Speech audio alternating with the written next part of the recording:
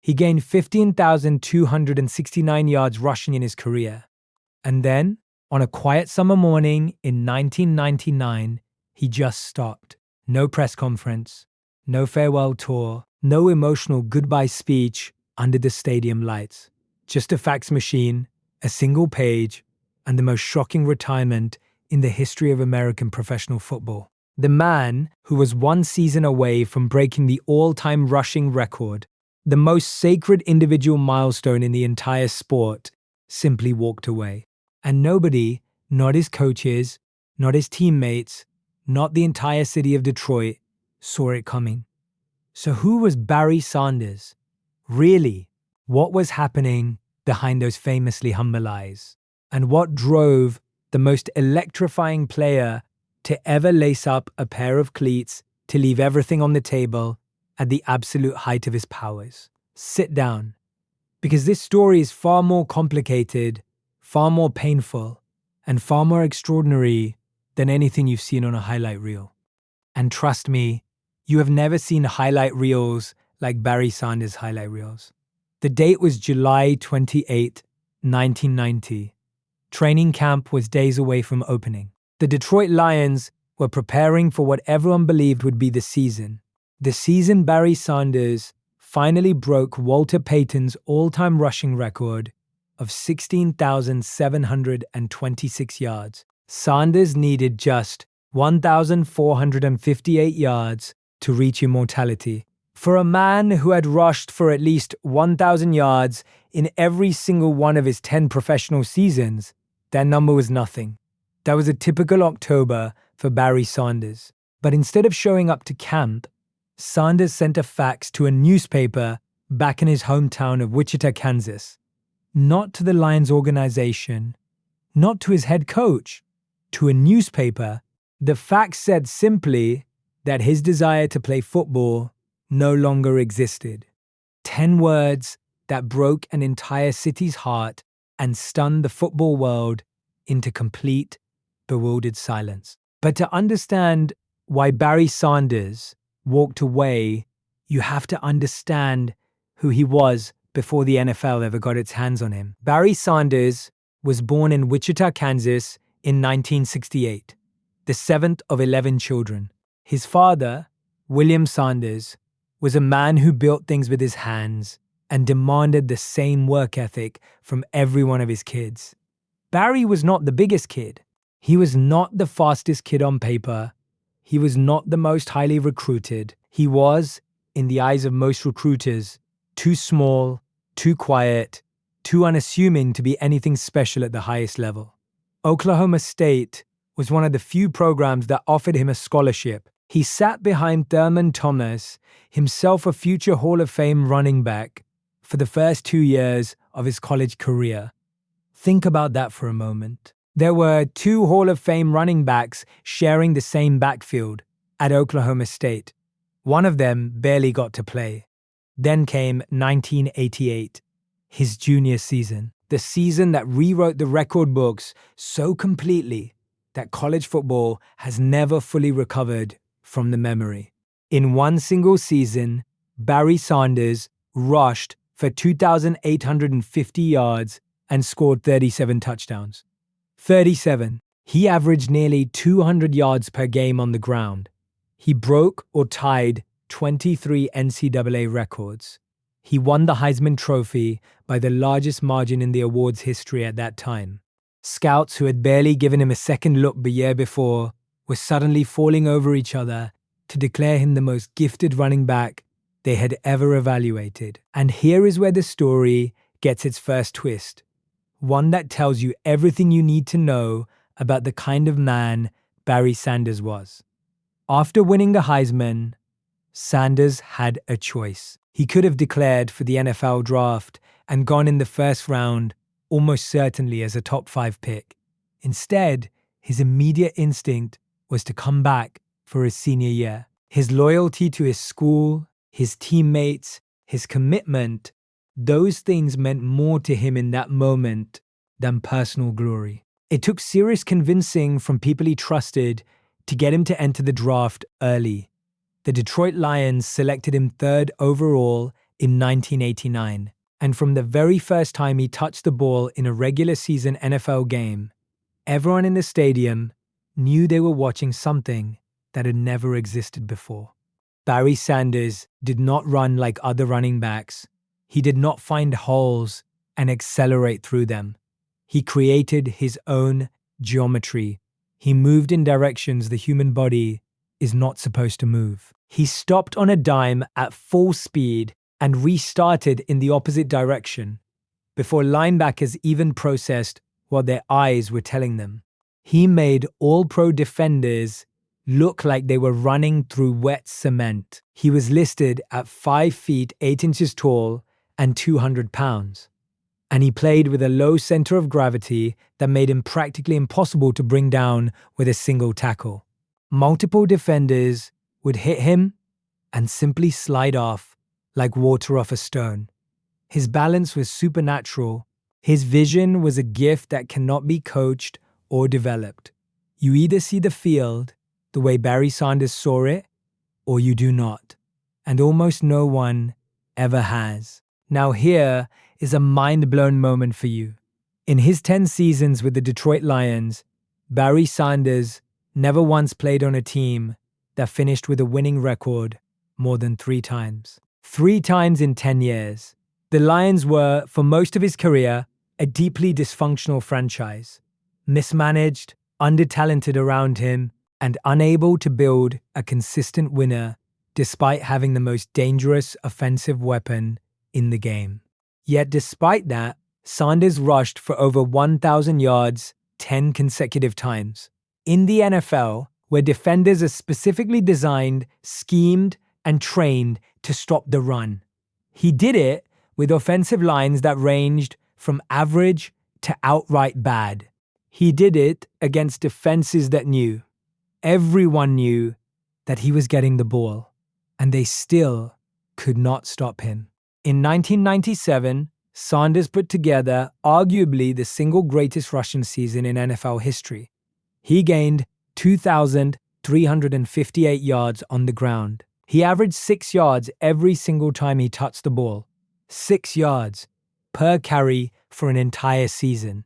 He became only the second player in NFL history to rush for more than 2,000 yards in a season. He won the NFL MVP award. He won the rushing title.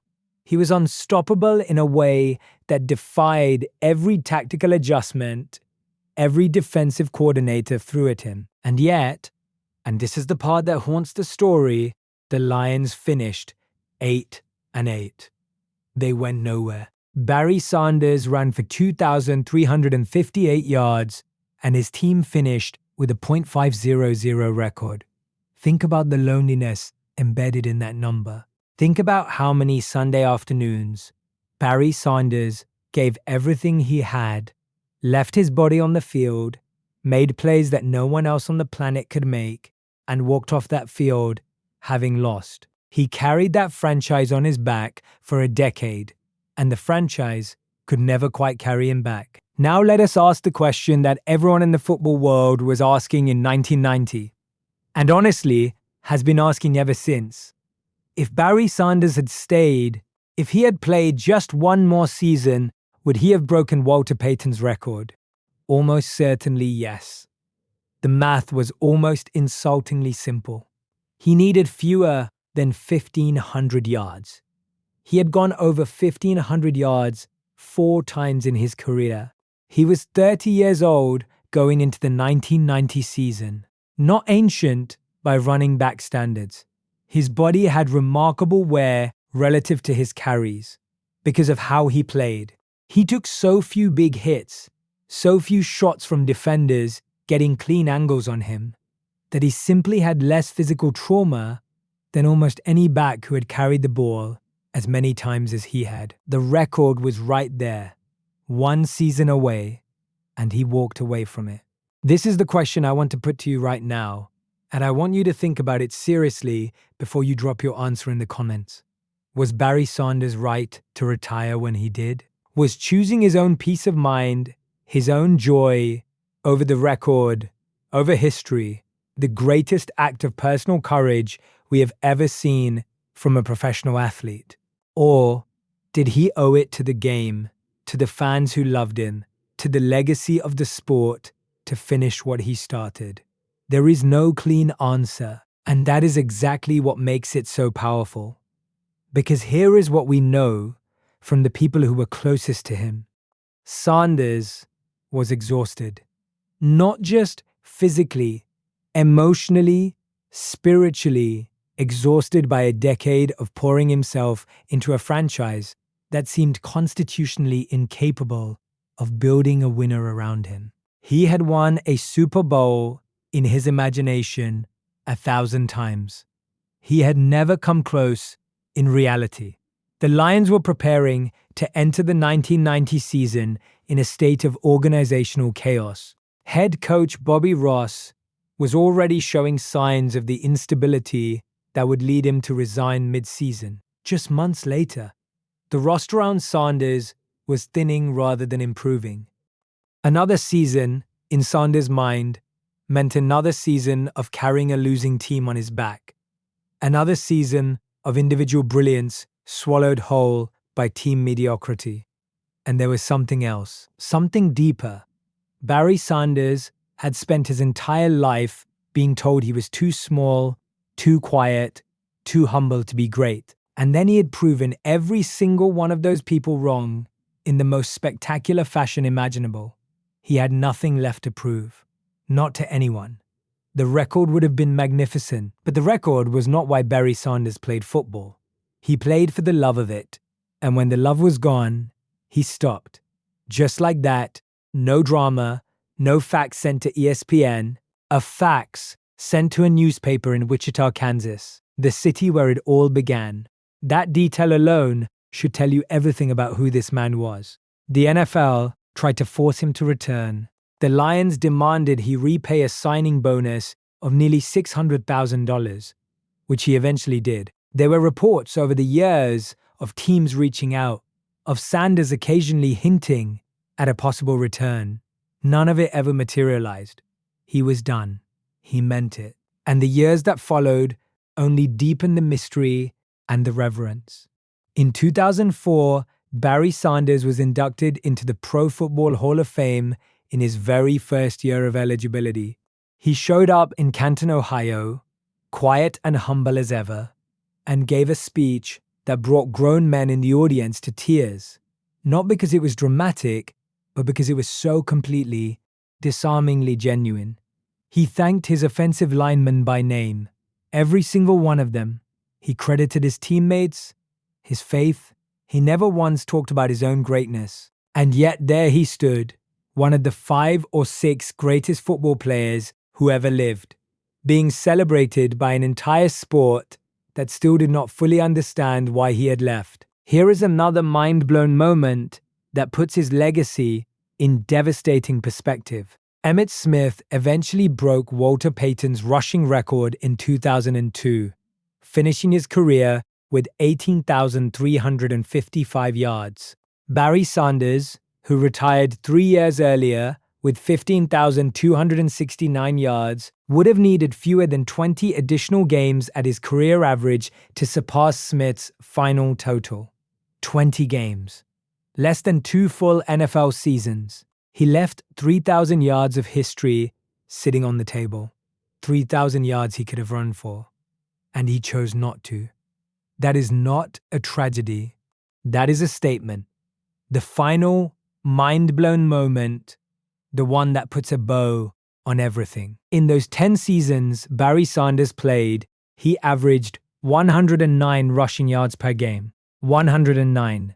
For a decade, on one of the worst franchises in professional football. On a team that made the playoffs only 4 times. If you adjust for the era, for the supporting cast, for the organizational dysfunction he fought through every single season, there is a legitimate argument, one that serious football historians make without embarrassment, that Barry Sanders was the greatest running back who ever played the game.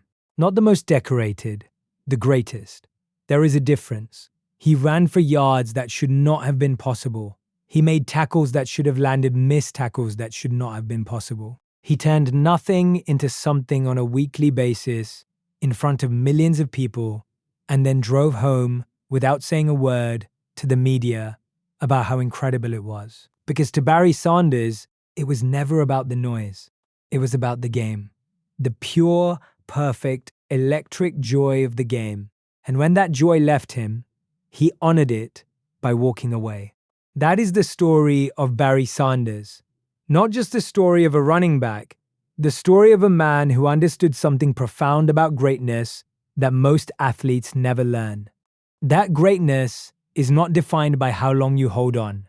It is defined by what you do when you are truly, undeniably alive in your craft. And for 10 seasons, from 1989 to 1998, Barry Sanders was more alive in his craft than anyone who has ever worn a helmet and shoulder pads in the history of this sport. He never got his Super Bowl ring. He never broke the all-time rushing record. He never had the send-off he deserved. But every single time he touched the football, for 10 extraordinary years, he gave the game something it had never seen before and has never seen since. And then, in the way only Barry Sanders could, he gave the game one final gift. He left while he was still its greatest mystery. If you enjoyed this story, subscribe to Gridiron Legends for more unforgettable football history.